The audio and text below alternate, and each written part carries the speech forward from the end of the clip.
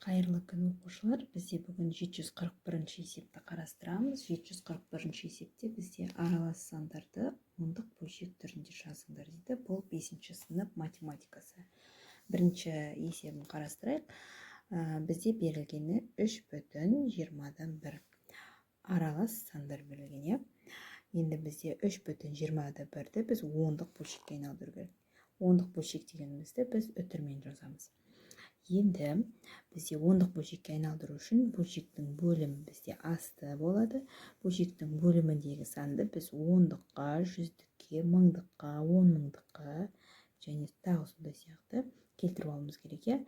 Енді ең кішісіне келтіріп алайық. Бізде 20-мыз 10-ға келмейді. 100-ге келтіреміз демек. 20-дан 100 шығу үшін біз 5-ке көбейтуіміз керек.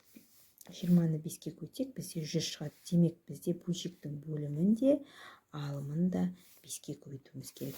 Сонда бізде шығады 3 бүтінге теймейміз, жазамыз 3 бүтін. Бөлшектің бөлімінде 20-ны 5-ке көбейтеміз, 100 шығады.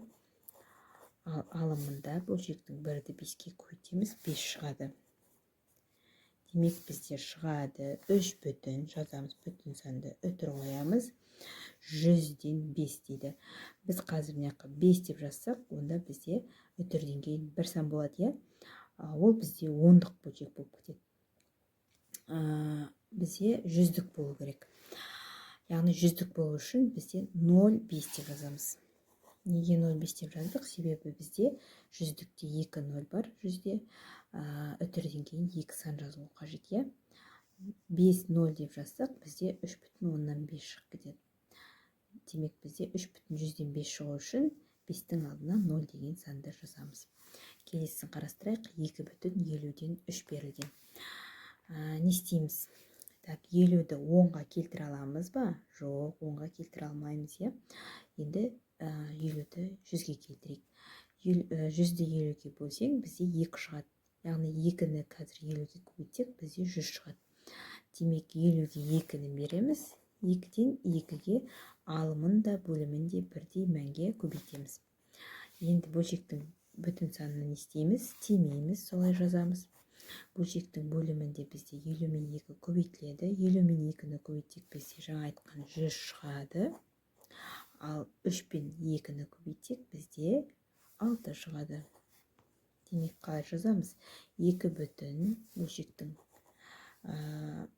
алдындағы сан бізде бүтін сан.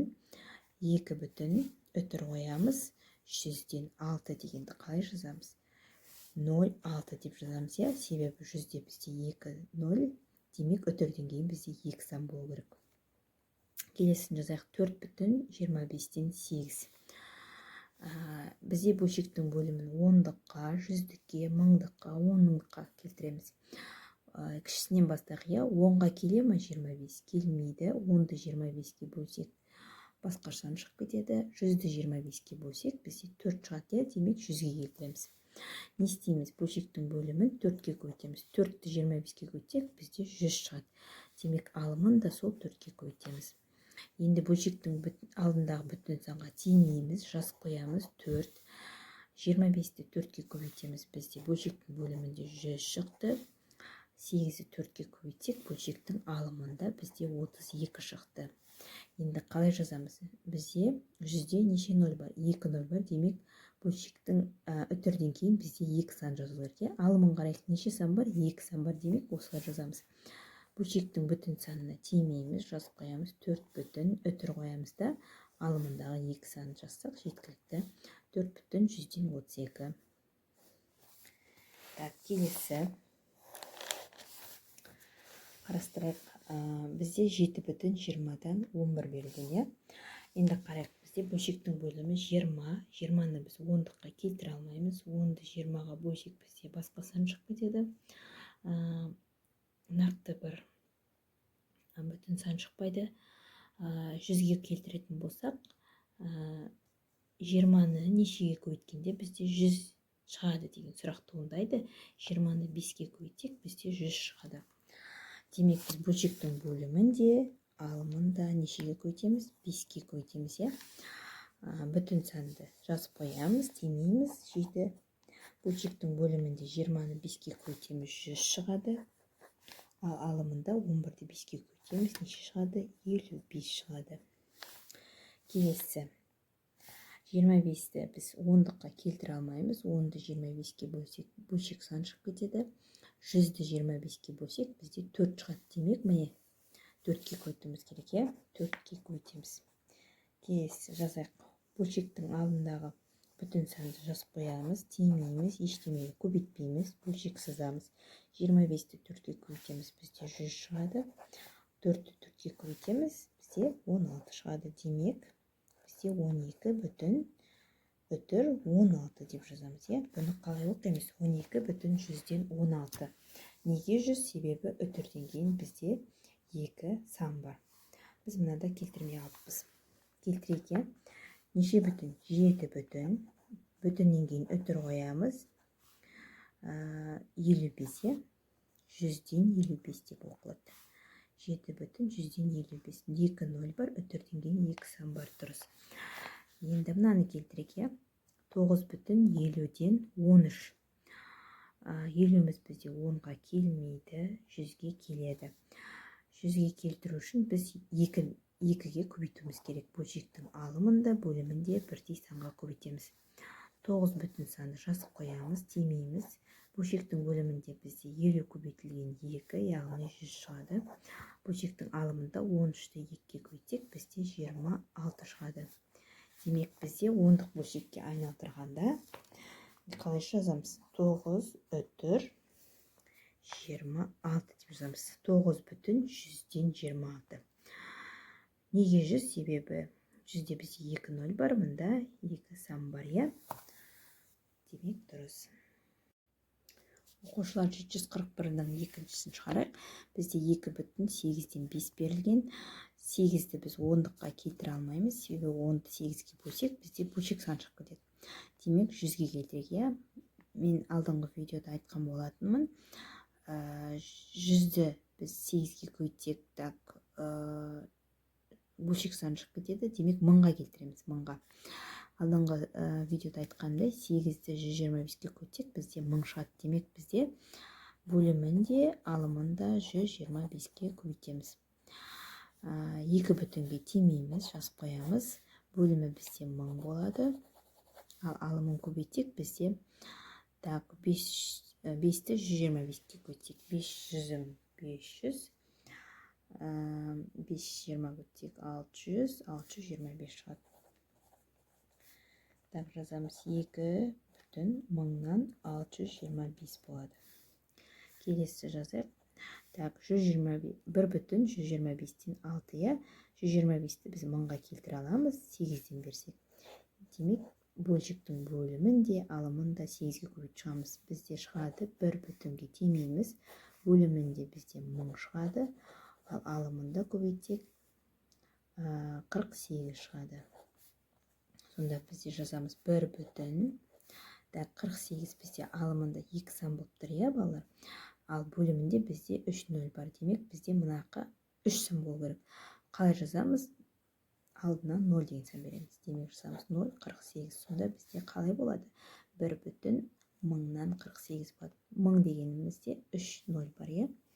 Келесі 3 бүтін 200-ден 17. 200-ді біз 10-ға келтіре алмаймыз. 10-ды 200-ге бөлсек, бөлшек сан шығып кетеді. 100-ді 200-ге бөлсек те бөлшек сан шығып кетеді. 1000-ды 200-ге бөлсек, бізде 5 шығады. Демек, 5-тен береміз. Алымына да, бөліміне де бірдей сан береміз. Бөлшектің бүтін санын тимейміз. Бөлімінде бізде 1000 шығады көбейтсек. Ал алымында көбейтсек 50, 35, 85 шығады. 3 бүтін жазып қоямыз, үтір қоямыз. 85 бізде балалар 2 сан, ал бізде бөлшектің бөлімінде 3 0 бар, 3 сан бар. Демек, 85-тің алдына 0 жазамыз. 0, 85. Сонда бізде 3 бүтін 1000-нан 85 шықты. Келесін шығарайық. Бізде 8 бүтін 250-ден 9 берілген, е? Нешеге көбейтеміз? 25-ті 4-ке көйтсек 100 шығады. Демек, 250 4-ке көйтсек 1000 шығады, е? 4-тен берсек, бізде бөлшектің бөлімі 1000 болады. мыңға келеді, иә. Бөлшек сызамыз, бүтін санды жазып қойып. Мыңнан 9 төртім 36. 8 бүтін жазылады, үтір қоямыз. Мыңда бізде 3 0 бар, алымында 2 сан болып тұр. Демек бізде 0,36 деп жазамыз. Сонда бізде үтірден кейін 3 сан болады. Келесі жазайық. Так, 7 бүтін 500-ден 3 берілген. Бізде 500-іміз 10-ға келмейді, 100-ге келмейді, 1000-ға келеді. 1000-ға келу үшін 500-ді 2-ге көйтуіміз керек. Алымында бөлімінде 2-ге көйтеміз. 7 бүтін жазып қоямыз. Бөлшектің бөлімінде 1000, алымында бізде 6. Енді қарайық балалар, бөлшек бүтін сан жазып қоямыз, үтір қоямыз. 7 бүтін, 1000-да бізде 3 0, ал алымында бізде 1 сан тұр. Бізде 3 сан болу үшін 6-ның алдына неше 0 қоямыз? 2 0 қоямыз, 2 0 қойып жазсақ, бізде бөлшек үтірден кейін 3 сан болып тұр. 7 бүтін 1000-нан 6 деп оқимыз. Келесі 6 бүтін 8-ден 7 болып тұр. Так, бізде 8-ді неше келтіретін едік? Қарайық, 1000-ға келтіреміз, 125-тен берсек. Демек 125-ке алымында, бөлімінде, бөлімінде, алымында береміз. Так, бүтін санымыз жазып қоямыз. 6 бүтін, бөлімі 1000. Так, алымында бізде не болады? 7-ні 100-ге көтсек 700. Так, 20 көтсек 140. 840, 875 шығады. Демек бізде 6 бүтін, үтір қоямыз. 875-те бізде 3 сан бар, 1000-да бізде 3 0 бар. Демек 875 деп жазамыз. 6 бүтін 1000-нан 875 деп оқимыз.